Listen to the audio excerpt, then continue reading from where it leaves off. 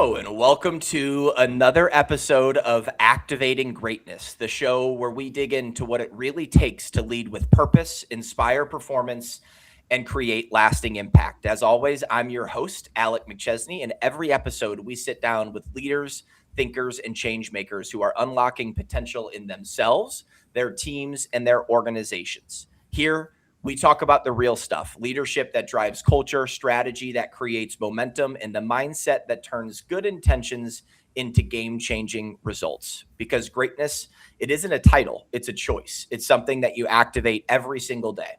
So thank you. Thank you for listening, for showing up, and for being part of a community of leaders who refuse to settle for good enough. Now, let's dive in and meet today's incredible guest. Today's guest is José Suquet, the chairman of the board and CEO of Pan American Life Insurance Group, a leading provider of insurance and financial services operating across 22 countries throughout the Americas. Since joining Pan American Life in 2004, José has led the organization through a strategic transformation, expanding its geographic footprint, sharpening its focus on life, health, and personal accident insurance, and driving growth through both organic expansion and acquisitions. Under his leadership, Pan American has strengthened its presence in the United States while maintaining deep roots across Latin America and the Caribbean.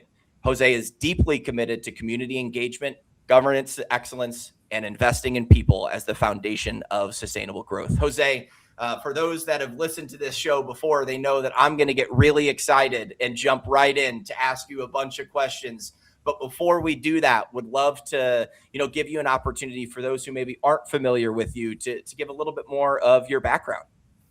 Well, thank you, Alec. It's a pleasure to be here. Very honored to be part of your program here.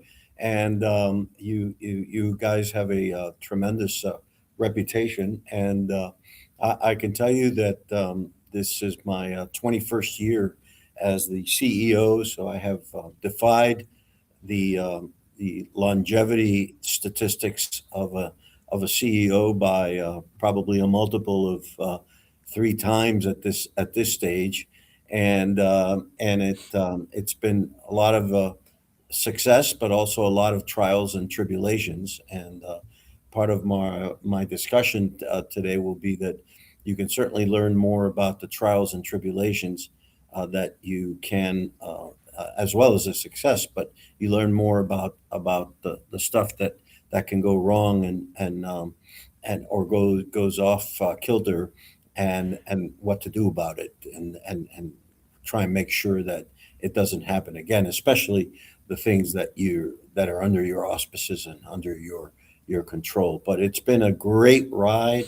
I was all of 47 years old, I believe, when I joined as a CEO, recruited from outside, and it took a while. It was a company that really had a very strong balance sheet, but kind of was mixed up in their strategy. And I did a lot of due diligence prior to coming to the company.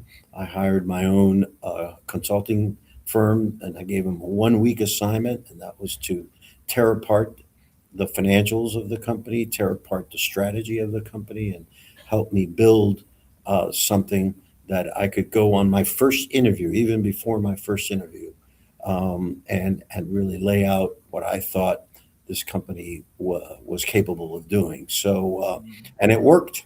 And now it's been all kinds of issues, whether 10 months into being CEO, Hurricane Katrina, to the financial crisis, to then COVID, and a cyber incident, and on the good side, great growth organically, and 3 or 4 acquisitions. So it's been a great ride.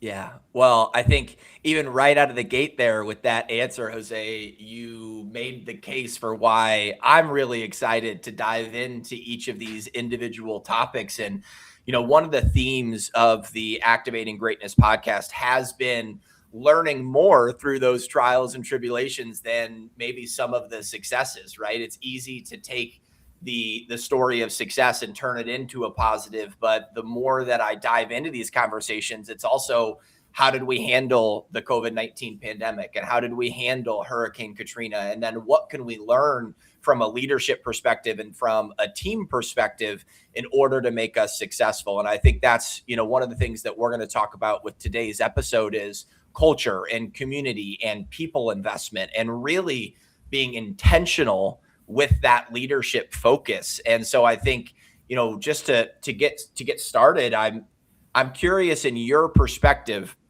Jose, you lead an organization that operates in 22 countries.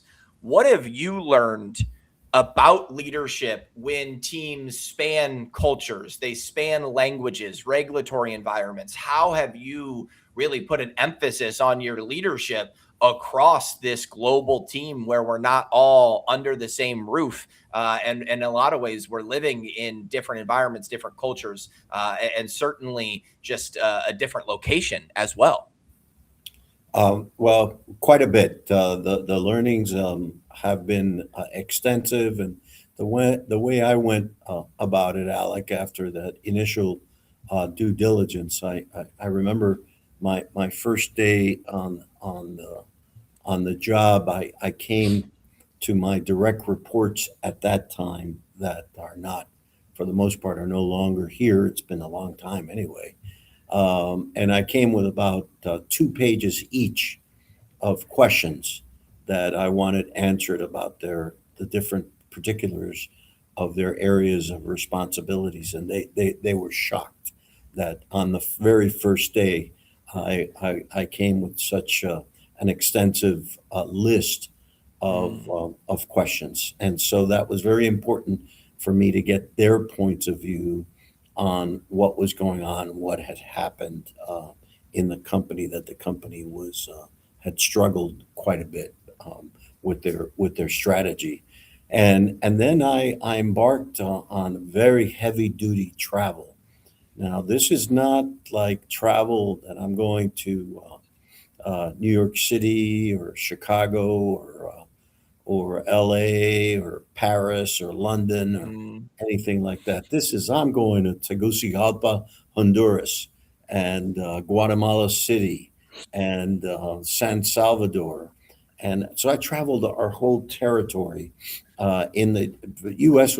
was quite limited at that time to basically New Orleans, Orleans, but I yeah. traveled our Latin American uh, territories to first listen and understand their points of views and try and find the truth, because everybody has a different set of truths, and I firmly believe that there should be one set of a truth, and if it requires me to break the tie to develop the one set of a truth, then so be it. But it's important that you have one set of truths so that then you can forge a set of values that can let you navigate with Mhm. that principle of one truth. And that was very Mm, important, that we ingrain certain values of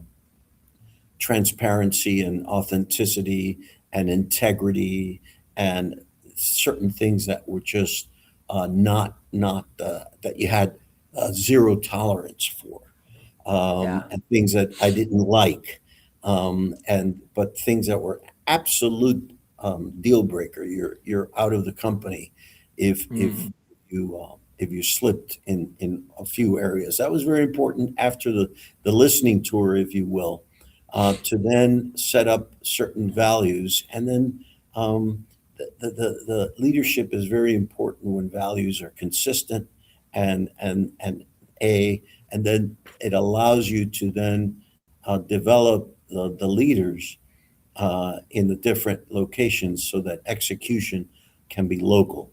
Took a few years Mm, to do that, and I changed the management team at the corporate area a couple of times, and but now I'm very blessed to have had a very stable top management team for many years now that I yeah. would compare to really I think we could run a much larger company if we needed to, and so um, the countries are different, um, regulations are different, markets are different, Mm, politics are different.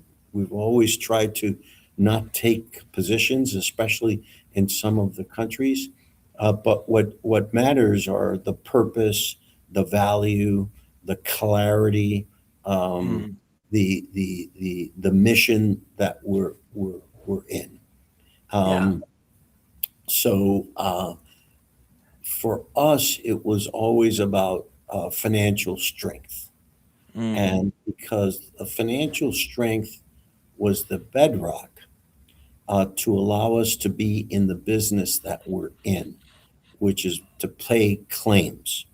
And mm, we pay claims, sometimes it takes 25, 20, 30 years to pay a mm, claim, especially in the life insurance area. The yeah.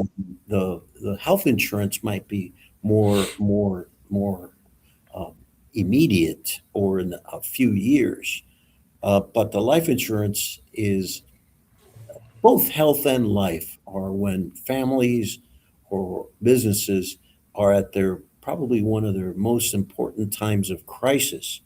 That's where Hmm. we come in to Yeah. pay a claim. And you really can't do that if you're not sitting in a position of strength. And that's Yeah. where I tried at the beginning. So I had to get everyone on board.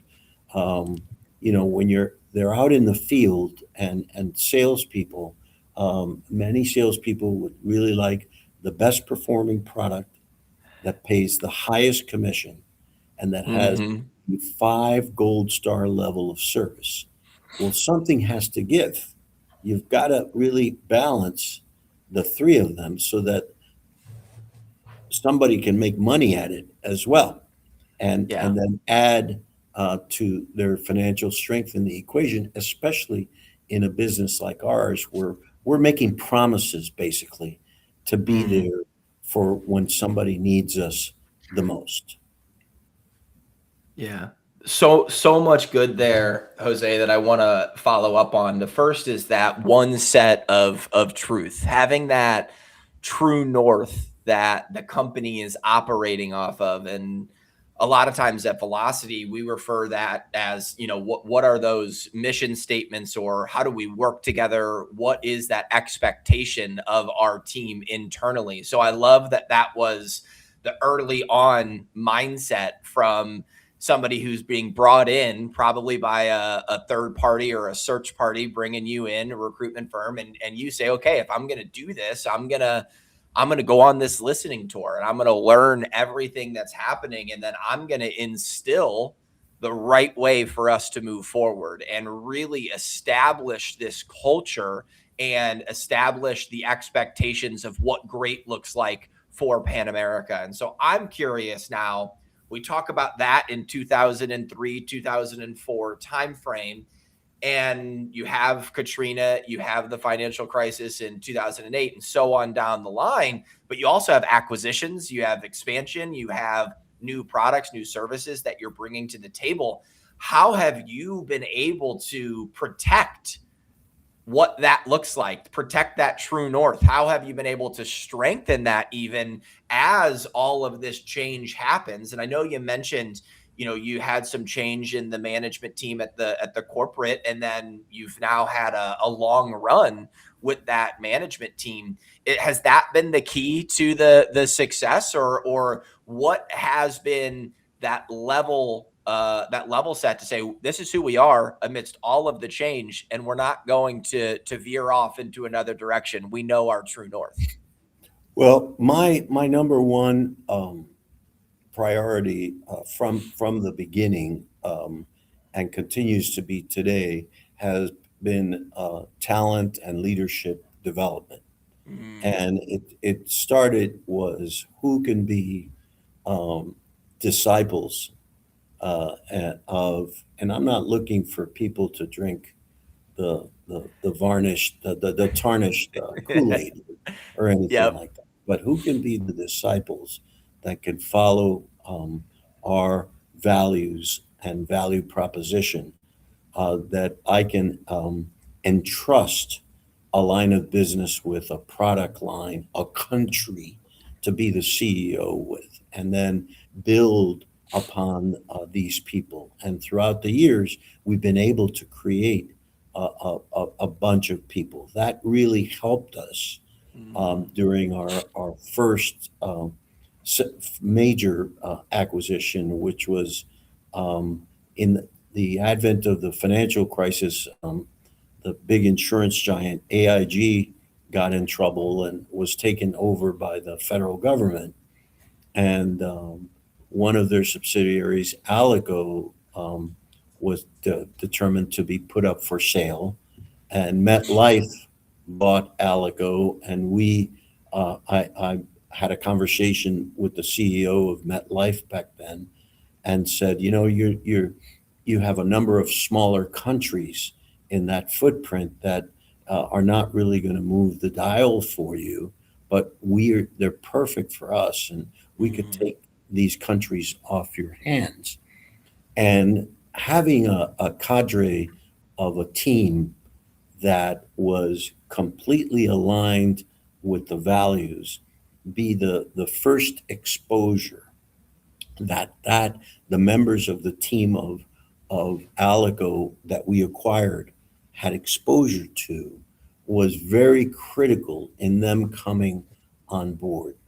As a result, that and the next acquisition, many of their management team have become valuable members of our management team Yeah. because they have proven that they're aligned with the values. So we've been able to there's no way we could have done this with the original cast of characters that existed here, Mm. or even the ones I was recruiting myself.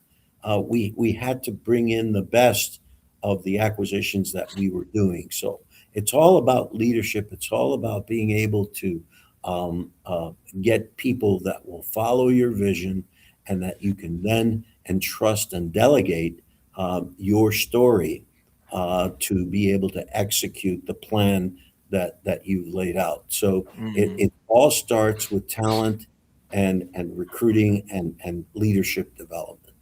Then, Mm. as we were embarking on acquiring Alico in 2012, we said, well, how do we put this all together in a formal program? And we instituted something called peak leadership. And there were cohorts of about 24 to 30 people that we did every single year. We would bring them in for 3 years, but they were overlapping, Yeah. and we did that for 6, 7 years, and then COVID put a stop to it. And then I remember in 2019, before COVID, we got 100 plus people together that had been through all the peak leadership programs together. And I'm convinced that that also, in addition to helping the performance of the company, in addition to developing the people, in addition to getting the everyone aligned on the values, they got us through COVID because Mm. nobody could travel. But I knew that the work that was needed was getting done. Yeah.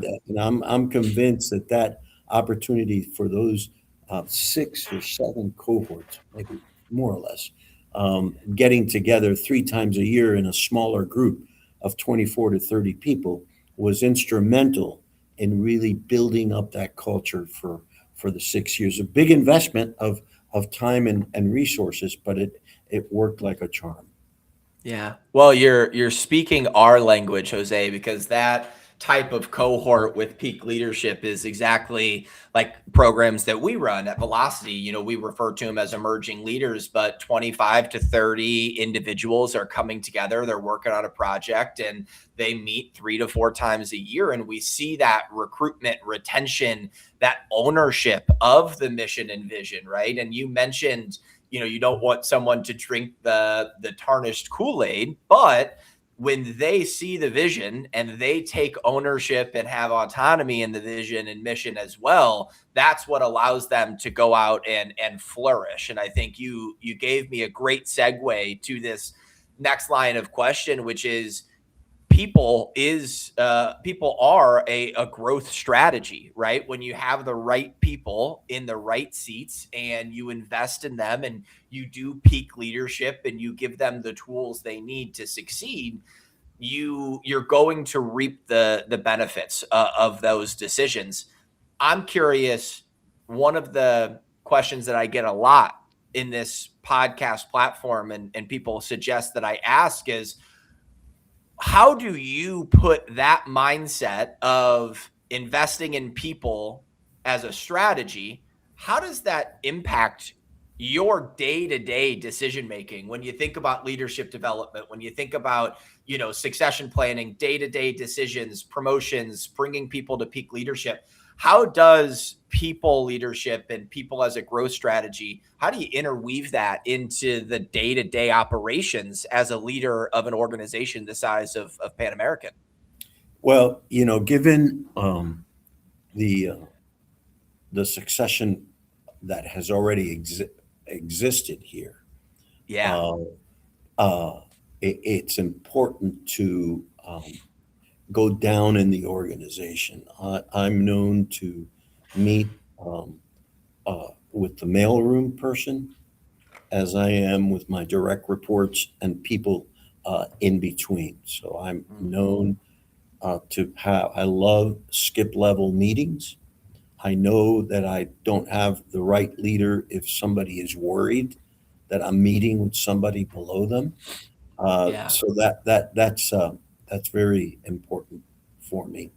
Since 2015, we have had our president of the U.S. life business, the president of our U.S. benefits business, our general counsel, our chief investment officer, our vice chairman and CFO all retire at their Wow. choice, by the way, not mine. Yeah. No. So in order, you say what I do on a day-to-day basis, getting to know my people and their strengths and areas of improvement allowed me to have this succession planning in a Mm, seamless way and mm, really keep the train moving, and then the one or two levels underneath them, and now I'm focused on the next wave of succession planning. I went to my study group meeting of about another 12 CEOs in the insurance industry in early January, and a couple of them, well, I want to talk to you about succession, and I'm going to be retiring. This will be my last meeting. Then I came and it says, I want to talk to you about succession, but not mine. Um, mm. and here's what I'm doing in terms of all the different levels that I'm focused on. But the ability to just talk to people, even in this virtual world, I'll Yeah. schedule what we call catch-up meetings virtually just to see what's going on. What have you been up to the last quarter, Mm, and what are your plans for the next quarter? And it works like a charm that way. So it allows me to, on a social basis and on a capabilities perspective, really determine who's ready for more work, who's ready for more responsibilities.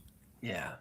Oh, that answer alone, Jose, is going to have to come out and go right into a clip for CEOs all over the globe, because having those skip level meetings, investing the time. I mean, your time is pivotal. It is probably expensive, right? And you're still willing to have those meetings, have those opportunities to have that conversation. And I think one of the things that we talk about all the time is culture is not just a set of values on the wall. It's what we repeatedly do. It's the actions day in and day out, the conversations that we're willing to have on a day in and day out basis. And if we're getting that from the chairman of the board and the CEO, everybody else is going to follow suit. And so now the management team and the directors and so on down the line are going to follow your lead in that same way. And I think that leads to a culture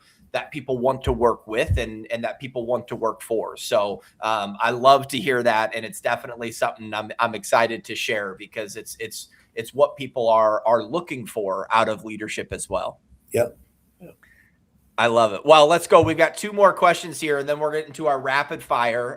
One question, we're going to talk about the community impact. But before we do that, I want to ask, Pan American has a strong legacy across the Americas, and it is growing its presence, specifically within the United States, and certainly across the globe. And I'm curious just what opportunities coming out of COVID now, right? We're a handful of years removed. What opportunities do you see ahead, and how does your leadership, but also the leadership that you've invested in at the individual level, how is that team going to shape that expansion as well? And you can share as much or as little as you want, but I'm definitely more interested in the latter half of that question, which is, how does the leadership team and your leadership shape that expansion as you continue over the next 5-10 years into the future? Yep. Well, as the industry has gone through consolidation, the companies are getting much, much bigger, or they're being acquired by private equity firms and or big distribution organizations. I think the big distribution organizations are on the right track, and they're going to continue to grow. When a private equity firm acquires a carrier, usually they will cut a lot of their distribution or a Right. product line or two and focus, let's say, on annuities. Um, and that leaves a lot of opportunity for other carriers like ourselves to come in. We have a very strong capital base and a very clear strategy going forward. The other thing that is a phenomena today is there are very few people like me left running companies, which means that there are very few people that started in the field as an Yeah. agent. Hmm. And so we like to say that we are agent led and agent driven and agent obsessed. And because we deal with agents and brokers, and I have a couple of other executives that were former agents or underwriters, and we take advantage of that. We feel in particular that the whole um, international marketplace in the United States, people from other countries, are of particular interest to us, just given our footprint. The Yeah. U.S. Hispanic market in particular is very interesting to us because 85% of U.S. Hispanics come from countries where we have operations in. Right. And finally, we have an interesting opportunity where there's cross-border Mm. opportunities. Despite what you hear about the walls and immigration being shut down, which probably needed to be done the way it had gotten, um, we feel there's a lot of commerce that takes Mm. place cross border, and then with the increased of focus on the Western Hemisphere that Mm. this current administration has, we feel that that's even more opportunity for us. Mm. Never in the 21 years that I've been here has Latin America been more aligned with the United States. So Mm. I feel that that's even a greater opportunity for us in the next 5 to 10 years. So there's a lot of good stuff for us going on in the business. Yeah, I can tell that you have not lost an ounce of the passion. If that's how you were 21 years ago, when I asked that question, you light up, and even I wrote it down in all caps: the agent led, agent driven, agent obsessed. Like, having that at the forefront was so obvious that you still feel inherently passionate about this. And Jose, if this is your first time interacting with the Activating Greatness podcast, one of the rules is that I'm allowed one bad podcast question every episode. And I have to ask it right now. what drives that? Why is there still, how have you kept that light going? Has it ever wavered, or is that just you found the perfect situation and 21 years later at 10:27 Central Time, you're still fired up to talk about this and to talk about the work that you have the opportunity to do? I am. This has been the greatest blessing. The business has been the greatest blessing, other than my wife and kids and grandkids, that a person could ever dream of. But really, it started when I finished college and I get home, and I was already married. And I said, I finally found a job, and my mother was there. And I said, and she says, "Well, what is it?" I says, "I'm going to sell insurance." And that kind of started them wincing a little bit. Yeah. And my mother says, "Well, what was your salary? What are you going to get paid?" And I said, "Well, they offered a plan that had a salary and a small commission, but then they had another plan that had a really big commission and then a bonus on top of that, but no salary." And I Yep. decided to go with that one. And I thought she was going into cardiac arrest at that. And so and then, I just hit the ground running, and cold calling. At that time, you could go into any building in Manhattan and not have to present your ID or anything like that. And literally, my manager at that time, go to the Empire State Building. You have all the prospects you want there. And but I had a market of small businesses at that time, even though I was young, and I started there, became a manager. But I've always been like the youngest guy in the room, Mm, not the smartest, but the youngest. And I've always dealt with older people, and I guess they've seen how I've been able to move and navigate in mm, my career, and I think I've had credibility in the 21 years I've been here.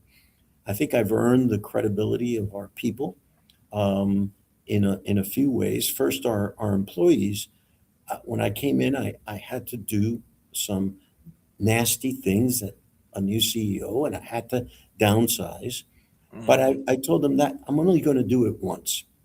Yeah. And the big companies that you're all too familiar with, I'm sure, go by, an avalanche of hiring for 3 or 4 years. Then they go Yeah. for the RIF, the reduction Mhm. in force, for Yeah. 2 or 3 years. Then they go another cycle, big hiring, then another round of mass layoffs. And I experienced that. And Mhm. it's terrible and especially it's terrible for the people that stay behind. Yeah. I always say, when a person retires, or you do have to exit a person, you've got to be mindful, not just for the person that's leaving, but for the people that are staying behind. Yeah. So I think I've earned that credibility. I we didn't have mass layoffs for the financial crisis, didn't do it through COVID. Now the Yeah. biggest scare is AI. I said, we're not going to do mass layoffs. However, I tell my team, fire up the hot coals. Just to Mm, hire somebody new, they've mm, got to walk through hot coals and justify even a replacement. I'm not going to do the mass layoffs. If you mm, don't keep up with your knowledge, then we're going to have a problem. But I'm not just going to mm, say 10% here, 15% there, and do mass layoffs. So I think I've earned the trust and credibility of our employees. mm, On the field force side, on the agents and brokers, I always kept saying the financial strength, the financial strength, the financial strength. And I remember our last conference in 2019, before COVID, was in Berlin. And my main platform talk was about the financial strength, and yeah. that we needed to be there for people for 20, 25 years. And then COVID hits. Yeah. And then I was, "Oh, I told you so." And because the average age of our life insurance claims was in the 70s, and the average tenure of a policyholder, they had been a policyholder with us about 25 years. Wow. And at first, the first instance of COVID, most of the time insurance companies have arrangements with reinsurance companies, and the Hmm. reinsurance companies have a clause that they don't have to pay in the case of a pandemic or a Hmm. war. And I said, we got to pay. There's just Yeah. no way that. So we convinced the reinsurers that we dealt with, and then everyone stepped up to the plate. The insurance industry did wonderful, and the reinsurance Mm. industry during COVID. So I think I earned the trust of the field force by finally saying, listen, we paid a lot of money in excess claims in health and life. So I think earning that trust, you got to go out there with intent to what are the things Yeah. you can do to have credibility among your constituents. Mm. Well, I said that was a bad podcast question, but now I'm thinking it was a good one because that was fantastic. And I think, one of the interesting angles of this show has been seeing how leaders are built in real time and hearing that story of you graduating. I think you went to Fordham University. Is Yes, that right? that's right. Yep. So That's you, right. you graduate and then you pull up you tie your shoes and you hit the pavement and you start working and that work compounds time and time again. And I love that story. So thank you, Jose, for taking me down that tangent. The last of our main questions before we get into the rapid fire to finish is really just about the cultural impact on the communities that you serve. And I watched a video last week as I was preparing for this of, I think it was 5 minutes. You were up for an award.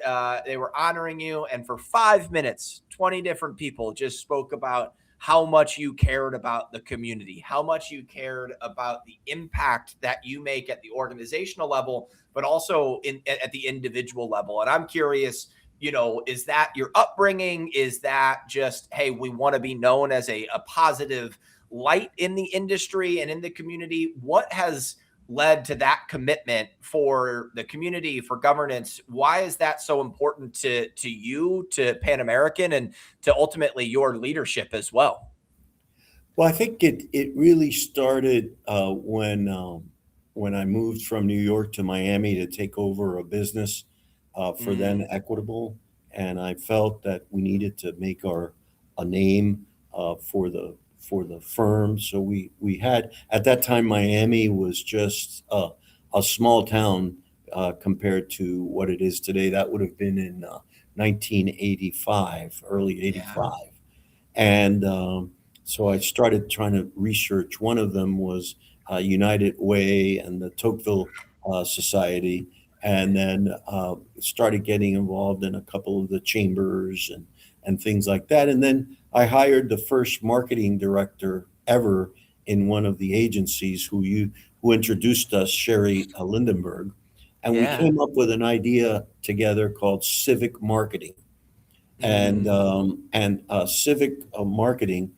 We even had an ad. Remember the days when you go to a black tie event and they would produce a glossy magazine, and yep. they'd sell ads for the fundraiser, and our ad was the return on some investments is impossible to measure, and we would list all of the organizations that we were members of in the community in South Florida, and we produced an actual training program of how our agents should get involved in the community, and what Mm, committees to get involved, how to not be an obnoxious member of that organization and start talking about life insurance every yes. meeting that you go to. So I just felt it was good for the community and good for business, and I've tried to continue that in many of our countries. And I think Yeah. it for us selfishly, it gives us a great presence. It gives you access Mm, to people that can help you. We've had access to certain people in government where we've had issues sometimes in some of the governments in Latin America that have helped yeah. us quite a bit.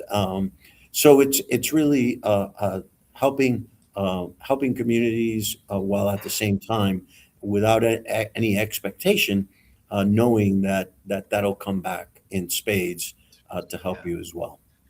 Well, and I think it's an interesting avenue also within the world of AI, and there's more things happening digitally and in that world. And so by having the human being presence in the local communities, you can actually say, "Hey, that's Sherry, that's Marta, that's Alec, that's Jose," and you're in that community. So I think it puts a much different perspective on That's right. who is behind the organization as well.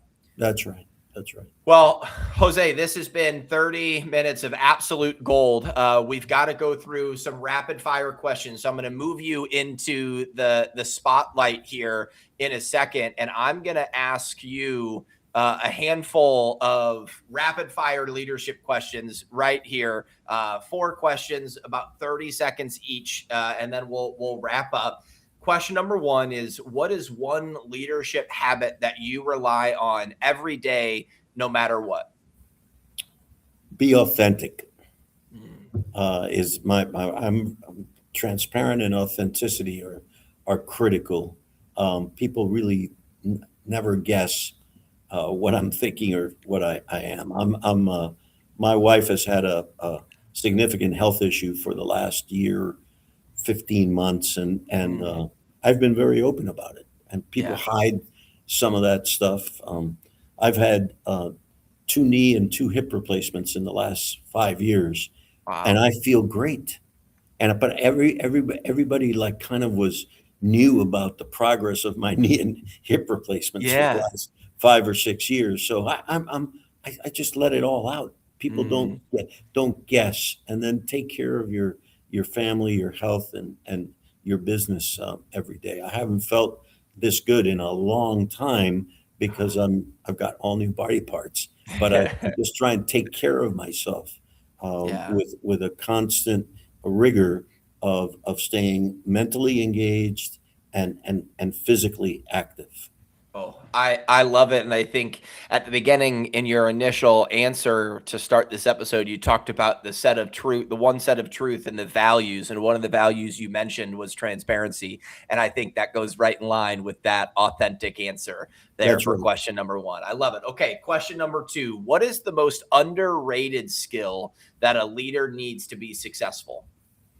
It's to listen, and listening with discipline. God gave us 2 ears and 1 mouth for a reason, Yeah. and you just people have certain the ability, they just don't want to stop talking, Mhm. especially as a leader, and it's just critical that you listen, and you listen with discipline. That any 5 words in a paragraph that somebody is espousing could mean a change of direction in how somebody is feeling, Yeah. and without listening properly, you're not going to get that.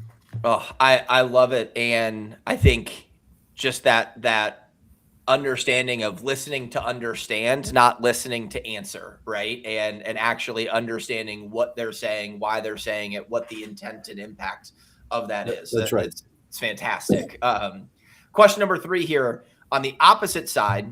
What is one thing that you believe great leaders should stop doing that maybe we're doing too much of right now? Yeah, I think I've had examples of that here. Stop trying to be the smartest person in the room. Mm, Is the absolute no second priority for me. As a matter of fact, to hire people that are smarter than you when you started, and yep. just get out of their way. Make sure they have your values, but then Mm, check up on them. Make sure mm. they're okay, but get out of their way.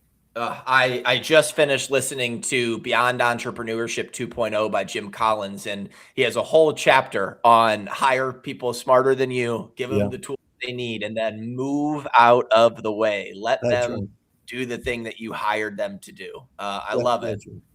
All right, last rapid fire question here, and then we'll wrap up. What's the best leadership advice that you've ever received, and bonus points if you still use it today? I think consistency. Be consistent. Don't have people try and guess what you're dealing. People can handle tough decisions, but they really have a tough time handling uncertainty about your values, especially. And then, you're not going to get everything perfect. And I think an 80% solution that you can implement 100% is better than a perfect plan that never gets executed. So that's the answer on that one.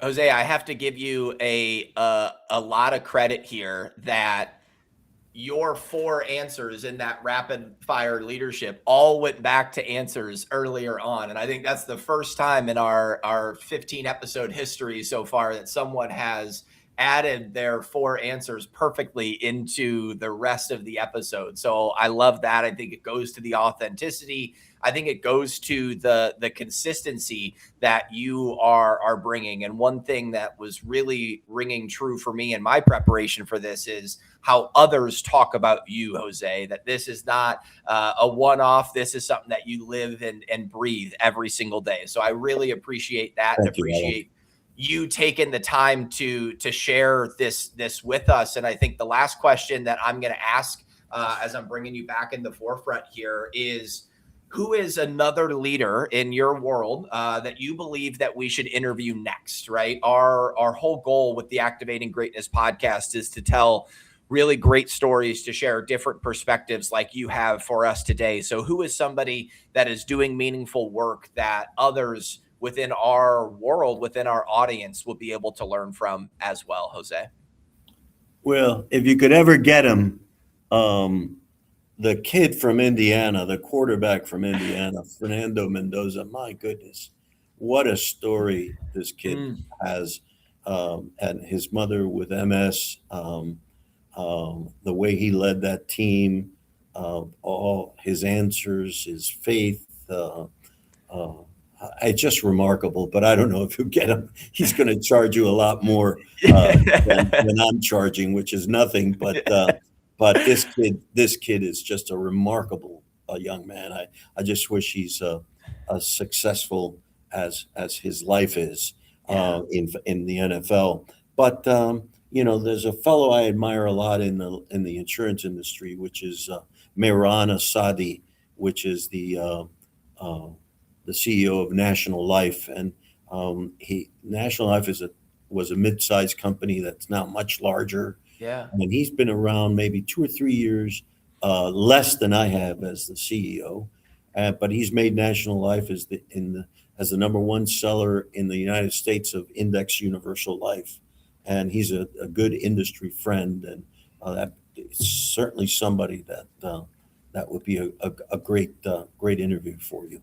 Wonderful. Well, I will absolutely be using that answer to reach out to both them. Funnily enough, right after this, I'm interviewing former 3rd round pick in the NFL draft, Kellen Mond, who played at Texas A&M and then the Minnesota Vikings. And he's taking his talents into the world of art and just has a different perspective on leadership. But he's been mentoring a lot of different quarterbacks going through the draft. And I know Fernando is one of them, and talking about being yourself and being authentic and just what does that take to be a leader. And there's a lot of people that are easy to root for, and Fernando is absolutely one of them. Hearing him talk and hearing the way he puts his family and team and faith first is always really exciting to watch following. Yeah, I called that. I was a winner no matter what, because I graduated from Miami with my MBA, and this kid is Cuban American, so I called it the Free Cuba Bowl. Oh, I love it. And it was great. It was great. But I was really secretly rooting for him. For him, yes. Him to perform well, and then the result, you could win in either direction. Well, Jose, this has been exactly what we thought it would be. Your expertise, your wisdom, your willingness to share your story is why we wanted to create the Activating Greatness podcast in the first place. So as people are listening to this, make sure that you leave a 5-star review. You leave your comments. What did you learn the most? Make sure that you continue to listen to the show, because that's why we're able to have fantastic guests like Jose on the Activating Greatness show. Jose, I want to give you a chance. Any final thoughts before we hang up here and end today's episode? No, thank you, Alec. It's been an honor and pleasure to meet you and participate in this. Absolutely. Well, thank you again. And thank you, as always, for those listening and for refusing to settle for good enough.